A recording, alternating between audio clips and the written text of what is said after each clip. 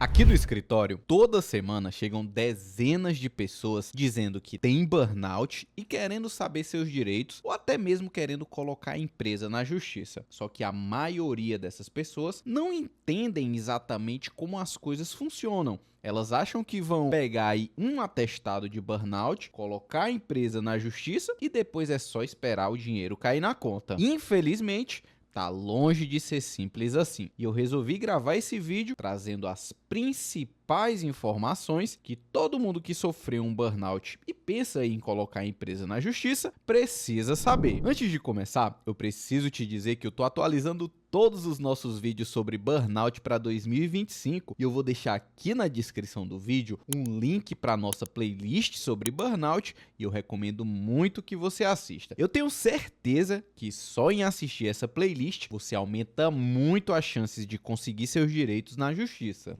Gente, o primeiro erro de quem passa por um processo de burnout é achar que a justiça vai automaticamente reconhecer o seu burnout como um acidente de trabalho ou como uma doença do trabalho. Isso aí acontece porque a gente vê um monte de notícia por aí falando de forma rasa que o burnout é uma doença do trabalho. Inclusive tem um monte de advogado falando assim de forma simples, como se fosse só a pessoa chegar com um atestado de burnout para o juiz e pronto, tem ali uma doença do trabalho. Eu queria muito que fosse assim, mas infelizmente não é. A lei exige que sempre que você diga que tem uma doença do trabalho, você precisa passar por uma perícia médica, ou seja, vai ter um médico para te examinar, para analisar a sua doença e para dizer se você realmente está doente, que doença você tem e se ela realmente está ligada ao seu trabalho. Quando você parte de uma ideia de que vai conseguir esse enquadramento do burnout como doença do trabalho de forma automática, você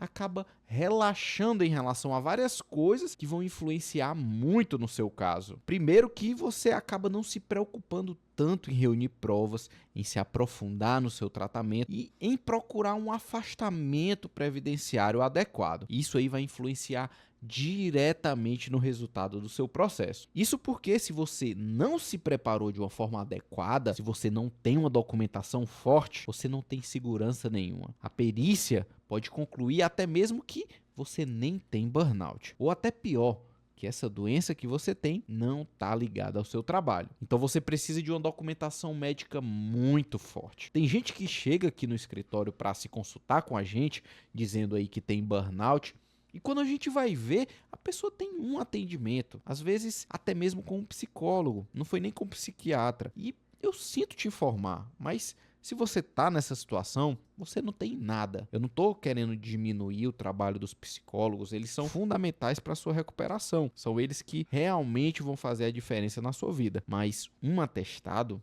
um relatório emitido por um psicólogo não vai te ajudar a ganhar ação. Você precisa fazer um acompanhamento regular, tanto com o psicólogo como com o psiquiatra. Quando eu falo acompanhamento regular, não é você fazer uma, duas consultas e achar que está resolvido. Não é assim, gente, pelo amor de Deus. Se em doenças físicas os médicos já têm dificuldade em fechar um diagnóstico, imagina em caso de doença psicológica. Tem casos em que o médico precisa de vários meses para só então conseguir fechar um diagnóstico. E assim, muitas vezes o diagnóstico vai mudando. Isso daí pode te prejudicar se você não se aprofundou bem nessa questão. Então, resumindo aqui, a primeira coisa que você precisa saber é que a justiça não vai reconhecer a sua doença como doença do trabalho de forma automática. Você precisa de uma documentação médica robusta, uma documentação médica forte, para que na perícia não restem dúvidas de que você realmente tem essa doença. E a segunda informação que você precisa saber, e que também está diretamente ligada com a primeira, é que não adianta só ter uma documentação médica falando do burnout. Ter uma documentação médica forte, conclusiva, é só o básico. É nisso aqui que 95% das pessoas que sofrem burnout vão esbarrar. É essa dificuldade, é esse erro que vai te fazer perder o processo. Deixa eu te dar um exemplo para as coisas ficarem bem claras. Imagina que eu desenvolvi um burnout porque eu recebo cobranças diárias por metas que são humanamente impossíveis. Isso aí causa um nível de estresse muito grande, porque eu tento me adaptar àquela meta, mas por ser algo inalcançável, eu obviamente não consigo. O meu corpo e a minha mente, eles não conseguem se adaptar. Aí eu vou lá, procuro ajuda médica, começo a fazer psicoterapia, fico 7 meses em tratamento, até que eu resolvo colocar a empresa na justiça para sair de lá e conseguir uma indenização. Só que eu cheguei lá no processo e o perito disse assim para o juiz: olha, o Alan parece que tem mesmo burnout, mas para realmente ligar esse burnout ao trabalho, eu preciso de provas de que ele era cobrado por essas metas inalcançáveis. Eu, Alan, como não sabia dessas provas, acabei perdendo o processo. Isso aqui é uma realidade entre a maioria das pessoas. A maioria das pessoas que a gente atende aqui no escritório tem documento médico mostrando aí que estão doentes, mas não tem prova do que levou a adoecer. E a consequência disso é que a chance delas perderem é altíssima. Alan, como é que eu resolvo esse problema? Como é que eu me preparo para isso? Primeiro, você precisa ter bem definido o que te levou a adoecer. Talvez você mesmo consiga perceber que coisas são essas, mas talvez você precise de ajuda do seu psicólogo, do seu psiquiatra, para conseguir identificar o que está te levando a adoecer. Mas o primeiro passo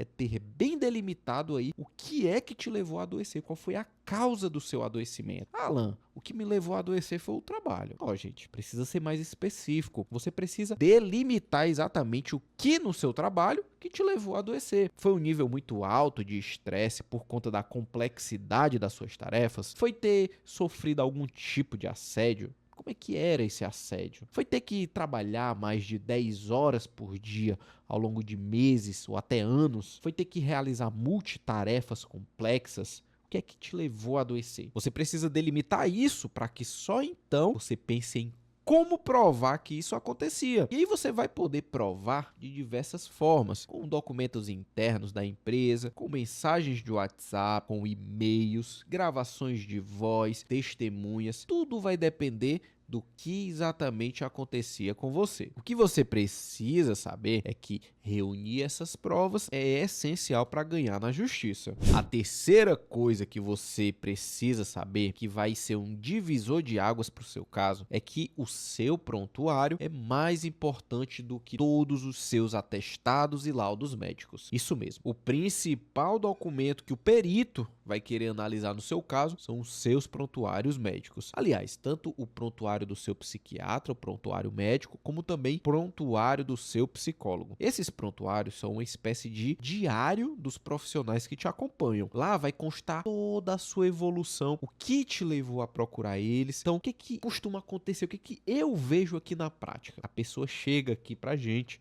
chega pro advogado, né, pra empresa, né, chega lá no processo, pro perito, pra todo mundo, a pessoa diz que trabalho é que levou ela a adoecer. Eu adoeci pelo trabalho. Só que quando o perito vê lá o prontuário da pessoa, quando chega aqui pra gente analisar, né, que a gente vai lendo cada atendimento, cada reclamação que a pessoa fez quando chegou lá no consultório do médico particular dela, a pessoa tem várias outras reclamações. Na verdade, a pessoa mal reclamou do trabalho. Ela reclamou que tá com problema na família, que um parente próximo morreu, que se separou. Fala tudo, menos lá a pressão no trabalho, o assédio. Isso aí ela não fala nada. Aí, gente, infelizmente, a chance dessa pessoa ganhar é muito baixa, porque a chance de ter sido o trabalho que causou o problema dela também é muito baixa. Se ela tá com todos esses problemas na vida dela e o trabalho nem é uma coisa tão importante, como é que o médico perito vai afirmar que foi mesmo o trabalho que causou? Não dá. Por isso, você precisa deixar bem claro para os profissionais que te acompanham quais são as suas questões e acompanhar o que está sendo colocado ali no prontuário, porque é esse documento aí que vai fazer toda a diferença na análise do seu caso. Aqui no escritório, a gente sempre pede o prontuário antes mesmo de entrar com a ação, porque a gente precisa analisar o que é que tem ali. Já teve vários casos em que o cliente já tinha assinado o contrato com a gente, queria porque queria entrar com a ação, mas quando a gente foi lá ver o prontuário, não dá para entrar, não dá para ganhar, porque tá lá bem claro no prontuário que não foi o trabalho que causou o seu problema. Alan, você tá colocando dificuldade. Não, gente. Eu, Alan, eu gosto de trabalhar com transparência e seriedade. Eu sei como um processo judicial pode ser desgastante desgastante na vida de alguém. Eu sei como faz mal pra alguém que tá doente ter que entrar com um processo assim. Aí eu vou fazer uma pessoa passar por isso, sabendo que ela vai perder. Se a pessoa quiser, ela procura lá outro advogado, alguém que goste de aventura. Eu não gosto de aventura nem de surpresa. Então, quando chega alguém assim, a gente explica que não dá, explica o porquê e é isso, tá bom? Quem já fez aqui atendimento com a gente sabe que é assim, sabe que a gente analisa, sabe que a gente diz a verdade, diz que não dá, quando não dá, não dá. E é isso, a vida segue. Agora partindo para a próxima informação. Esse erro que as pessoas cometem, na maioria das vezes é culpa do advogado. Que erro é esse? É você entrar com ação no momento errado. Sim.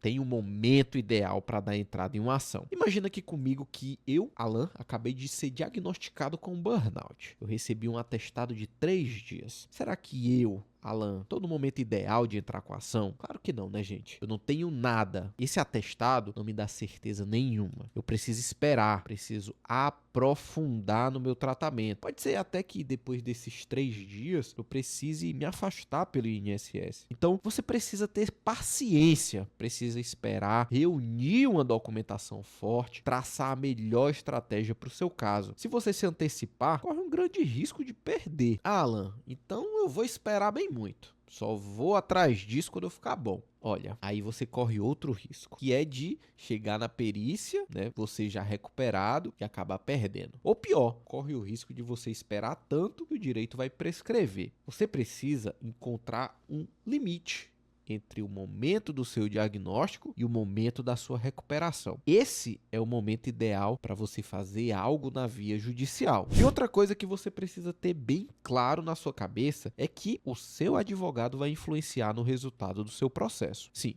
ter um advogado que não sabe o que está fazendo vai aumentar suas chances de perder. Apesar de parecer algo óbvio, pouca gente se atenta a isso. Você nunca deve contratar um primeiro advogado que você conversar. Nunca. Esse tipo de processo é coisa séria, é difícil. As chances estão contra você. Se você colocar qualquer pessoa para te ajudar, a chance de perder é altíssima. Eu sempre recomendo que você faça uma lista com vários advogados, vai montando um dossiê sobre cada um deles, conversa com eles, vai eliminando aí cada um dessa lista até chegar no advogado que mais te passou confiança. Eu, inclusive, já gravei um vídeo mostrando como você monta essa lista e também dando várias outras dicas importantes do que você precisa observar para escolher um bom advogado. Então, se você não quer errar nessa escolha, eu recomendo que a seguir você assista esse vídeo que está aparecendo aqui. Eu também vou deixar aqui desse outro lado a nossa playlist com tudo sobre burnout. Eu espero ter te ajudado. Um abraço.